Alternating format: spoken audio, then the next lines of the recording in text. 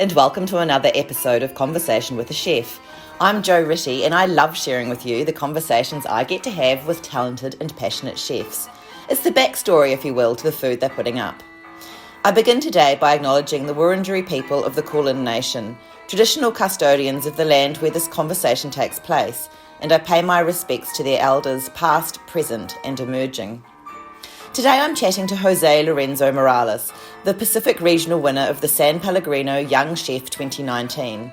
When I spoke to Jose, he was preparing to present his dish Analogy in an online cook-off as the final step in the competition process.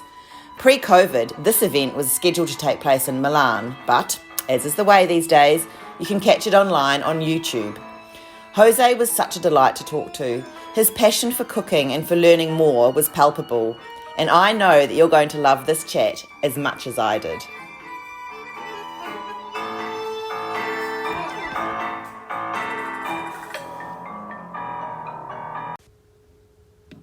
Hi there, is this Jo Rittey? It is. Hi, Jose. How are you?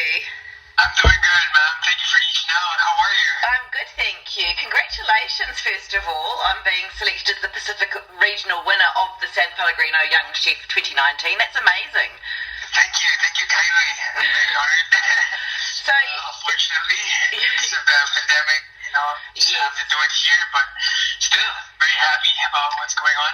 I know, so it's such a shame that you couldn't be in Milan, but so tomorrow night you'll be doing a live, I was going to say performance, but kind of is a performance, isn't it? Are you going to be plating up or cooking it tomorrow night? Is that what's happening? Yes, it's going to be tonight around 8 p.m. Tonight, right. Yes. Okay, so that's a big thing. So is that still part of the competition, or is this more of an awards thing? Pretty much they still give me the opportunity to showcase the dish that I worked on for 2 years, and very excited to show it. Yeah, so this dish, there's a lot going on with the dish. It's called Analogy. Yes. Can you just talk me a little bit through that? Because so what was the brief? If you were entering this competition, what are they looking for, and where do you start? So pretty much it's one dish to be presented to the judges, and it's going to be based on criteria like was it derived with some culture? Do you express your diversity through the plate? Are you observing sustainability through the plate? And there was one more thing that it encourages people to be more socially aware of what's going on. Okay. Yeah, pretty much that's it. And so you just show it to the world. yeah. That's amazing. So I feel like that's still. How did you come up with the idea for your dish for Analogy? So because I just recently got here to Melbourne 3 years ago. So I was working in this restaurant called Lume with a chef. His name's John Rivera. He actually won the competition the year before me. Yeah, I've met John. He's amazing. Yes, he is very amazing. He's actually doing a new business right now with regards to ice creams, Filipino flavored ice creams. It's amazing, really. Wow. And from there I just saw how he run his system in the kitchen, and I was pretty inspired. Chef, what jump started this thought?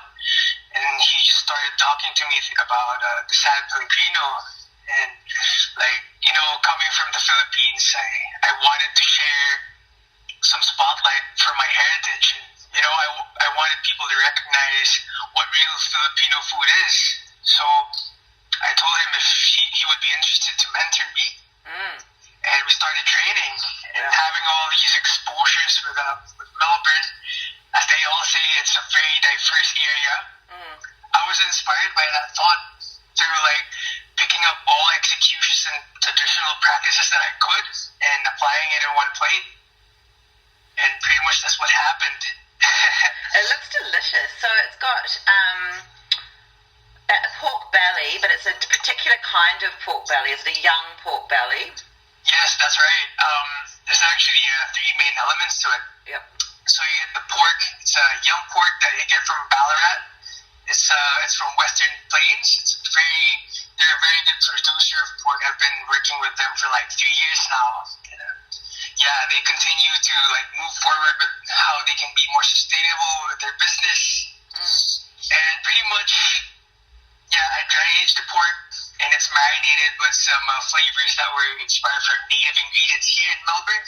At the same time, with some backbone flavors coming from where I was born. Then you have coconuts. Pretty much, it's the most nostalgic ingredient to me. It's my favorite, honestly. There's a lot of ages of coconut. It's like from the 7th week to the 14th week. So what I did was I used all the ages in the plate through variations that would represent undermined thoughts of culture. Wow. And then you have rice. Rice is a very religious ingredient all throughout Asia. So like where I was born, there's pretty much 12 regions, and in each region you'd be surprised by how much diversity you'd see in application of how they use rice. So some would turn it into vinegar, some would use it as coffee, some would use it straight up as like a source of carbohydrates, some would ferment it. And like I just showcased everything that I could that would still make sense in the plate. And there you have it. Wow, It's very overwhelming, sorry, but I just really wanted to tell you everything. Oh, no, absolutely. And I've got a photo of you with great concentration plating it up, and you've got it beautifully plated up as well. How long does it take from start to finish to produce this? 3.5 hours for me. Wow. Yeah, I sacrifice a lot of practice for that dish. Yeah. I do that like 3 times a week ever since before I started applying for it. And it was like it felt good, honestly. That was probably the best part of being in this competition, that dedication and that discipline of, believing yourself that you can be better each day, each week. Yes. And honestly, like having an average, seeing what happened it was probably the best part of this experience. Oh, absolutely. Well, I guess that's what these kinds of things are intended for, especially when they're Young Chef of the Year awards. They are designed to provide you with mentors and to give you something to rise to. Isn't that right? Yes, that's correct. Yeah, but you sound like you're already a star because you've already worked with John Rivera, but before that in the States you were working with a really incredible chef as well, Curtis Duffy. Yes. Where did it all begin? Did you always know you wanted to be a chef, or what's been your pathway? I think that's what jump-started everything, honestly, because I honestly wanted to start as a flight attendant so I can see the world. Wow. And then eventually I had no choice because during that time in college the entry was full, so I had to choose culinary. So started my work in hotels in Park Hyatt in Chicago. Eventually, some people just encouraged me, man, you should try out 3 Michelin restaurants to start your career, so you have an edge of how you can see things the best way you could. And I just took the opportunity and I dined in with them. And luckily, at the end of the dinner, he just went to me and I just started tearing up because I was inspired by the whole experience. Like imagine having that first dinner being a 3 Michelin restaurant. It's very overwhelming. Yes. Yeah. So he offered me you should come work with us, and I was like, oh, thank you, it's an honor. And that's where everything happened. I went to Mount Olympus. I saw the best things in the world, and here I am. I haven't seen the full documentary about Curtis Duffy, but I've seen the trailer, and he sounds like he's a very self-aware man, and he's been through some challenges in his own life, but he has a really great sense of drive, and looking at the restaurants that he's running, he looks like an incredible man, and what an amazing experience to learn from him. Yes, his moral values are very, very. He's very disciplined, to be honest. Like every time, you just have to commit, and if you connect with his moral values, things are just gonna change to you in one snap of a finger. Yeah. So, where did you start in his kitchen? I started as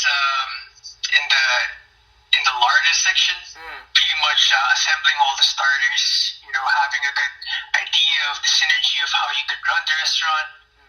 And yeah, I just started from there. That's amazing. So that was 7 years ago, is that right? Yes, it was like 7 years ago. And so you'd done a bit of training before that, or this was the first job? This was actually probably my second job. Okay. Wow. That's pretty, pretty impressive. It was pretty hard for me because, having been set a standard of working like in a basic fundamental manner, then shifting towards like a high level fine dining experience is pretty overwhelming. And that's like how everything snapped for me. Like, wow. Yeah. I started thinking about everything. How can I do things like this in the best way? Is this what it is already? And from there, my apprenticeship finished. Then I headed home back to the Philippines, and I was like trying to look for the best restaurant in the world, in the Philippines. Sorry, and I found Toy Waiter, which was like one of the 50 best lists in Asia. It has an award of one to watch in Asia. So it was a good opportunity for me to grow further, and I learned more about my heritage, like what are the best ingredients that I can get from here, the seasonality, executions, and I stayed there for 2 years. Then I moved to Melbourne. And did you come to Melbourne because of its reputation for food? Yes, my friend is actually recommended me to come here because with my visa, it's pretty challenging to have a mindset of going to Europe right away. And I was like thinking, what are my best options? I found Melbourne. I saw all the hat restaurants and all the cookbooks that I have that are in reference with all the chefs that are here. And I started off with Press Club. Then from Press Club, I went to Lume and started at Gaia, which is like the best new restaurant right now. How amazing is Mo Zhu? He is just he's amazing. Yes, his creativity is amazing. Having a menu change by the month is like insane. Oh, it's just some of the things he does, like wandering out and discovering that the new tender pine needles are really delicious and making, butter from them or whatever. It's like, wow. Yeah, I started loving pine needles because of him. Yeah. And he's such a lovely man. It's a great little restaurant. Gosh, you've worked in some lovely places. That's good. And you're at Omnia now, is that right? Yes, I'm under Chef Stephen Dyer. We admire that guy. His experience and his love for food is very inspirational. So when you're working, and these are all obviously excellent restaurants with really good reputations, and when you were in Curtis Duffy's restaurant in Chicago, do you feel stressed? Is it a pressure for you, or is it exciting? Is there like an adrenaline rush? What's happening for you in the middle of section of working? It's a bit of both worlds. It is stressful, but I already accepted that ever since I began this journey. But I lived through the pressure of the busy times. It's what keeps me alive, honestly. And like the rewards would be learning a lot, like having all these lessons taught to you day by day, and having to execute it during the days off, grow, and like build your own perspective. In the end, is the main plan. Absolutely. And are you obviously you're getting inspiration from the people you're working with, but and you said you've got cookbooks, are you also looking, online, or where are you getting your inspiration? Pretty much my references would be my cookbooks. Yeah. I love cookbooks. It's my it's my hobby to collect everything that I can. And at the same time, I still engage with researches online with whatever I can find regarding native ingredients and bush tucker products. Yeah. So it's interesting to me because you sound so passionate and as though you were born to be a chef, but that wasn't your first choice. Yes, thank you. do you now, are you really pleased with the path that you took? Of course, I wouldn't regret it at all. No. I'm very happy with where I am, and I embrace it. If there's one thing I would do, it's probably cooking. Yeah. That's amazing. It's lovely. It's lovely for me to be able to talk to people who are so passionate about what they do. It's always, I get such a thrill for myself to hear how much you love what you do. And I think that must get conveyed through the food to the people who are eating it. I have this philosophy that if you've got great love for the food and you're enjoying what you're doing, that emotion must go into the food. Yeah, it's true. Pretty much my food is an expression of myself, and my character, and what I believe in. And yeah, that's what I try to put in my plate actually for the competition. Every lesson and mistakes that I gained, that I connected with, I integrated into the dish. That's why I called it analogy, because having all these overwhelming elements, may it be practices, tradition, flavors, textures, and eventually it still works in the plate because it stimulates the palate for flavor and texture. But the analogy would be imagine if humanity would do the same thing in a plate. What if we were all to accept our differences? I think this is the strongest or the best practice we can do so we can move further and in a rapid essence, I love that, Jose. That's amazing. That's beautiful. Yeah, thank you. Wow. Yeah, I pretty much love expressing my thoughts through an analogy. It's my best way of explaining stuff. It's beautiful. It's beautifully articulated. So what do you have to do between now and going online and producing analogy again? As now, I'm actually doing my prep. Yep. It's very emotional, to be honest. Having to work with this for so many years. Yes. And then, this would be probably the last time I would do it. Yeah. And then I have to go back to work.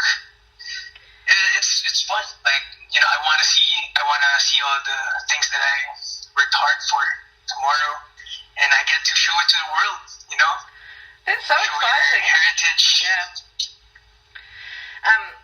That's amazing, and so all the best for tomorrow, and enjoy the process. And it sounds like you are enjoying it, as well as reflecting on it perhaps being the last time, and it's emotional. But all the best for tomorrow, and thank you so much for talking to me. It's been such a delight.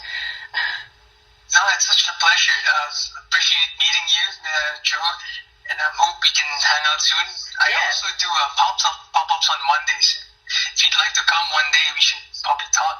Yeah, I would love to come one day. So where are you doing that? So I do it at home, usually. Before the pandemic, I host people, usually my friends, and a lot of people recently message me through Instagram if I do private bookings. Yeah, I'd love to, have people over. That's so great. Well, I'll get in touch with you again, and I would love to check that out. That sounds amazing. Yes, we'll do. All right. It'll be a pleasure to cook for you. Thank you. Well, look, all the best, Jose, and I'll talk to you soon. Thank you, Jo. Okay. Bye. Bye-bye. See you then.